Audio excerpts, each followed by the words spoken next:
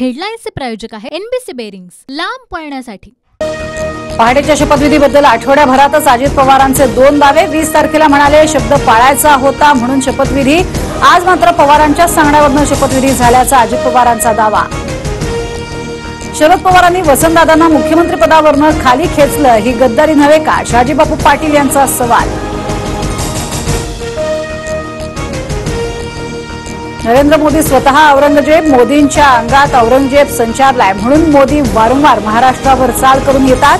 खासदार संजय राऊतांचं वक्तव्य।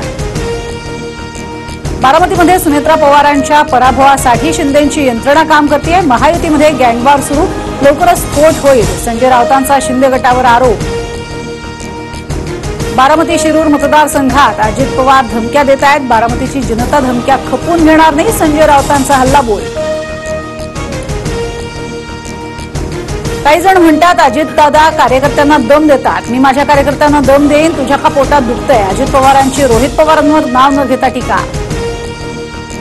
2004 मध्ये छगन भुजबळ, आर पाटील किंवा मला मुख्यमंत्रीपद मिळालं असतं, पण पवारांनी काँग्रेसला मुख्यमंत्रीपद द्यायला सांगितलं, अजित पवारांचं वक्तव्य। पवारांनी मोहिते कुटुंबाचं राजकारण संपुष्टात आणलं होतं, तेव्हा आम्ही मोहितेंच्या पाठीशी उभे राहिलो, उपमुख्यमंत्री फडणवीसांचं वक्तव्य।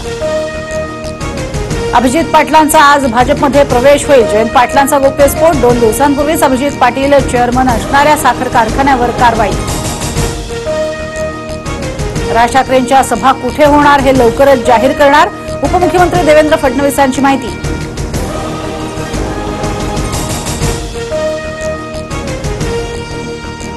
ठाणे लोकसभेसाठी शिंदे गटाकडून नरेश म्हस्के, सरनाईक आणि रवींद्र फाटक यांच्या नावाची चर्चा, तर मुंबई उत्तर पश्चिम मधनं वायकरांच्या नावावर शिक्कामोर्तब होण्याची शक्यता। दक्षिण मुंबईच्या जागेवर शिंदेंच्या शिवसेनेकडून यामिनी जाधवांचं नाव चर्चेत। मिलिंद देवराही दक्षिण मुंबईतनं उमेदवारी मिळण्यासाठी आग्रही, सूत्रांची माहिती।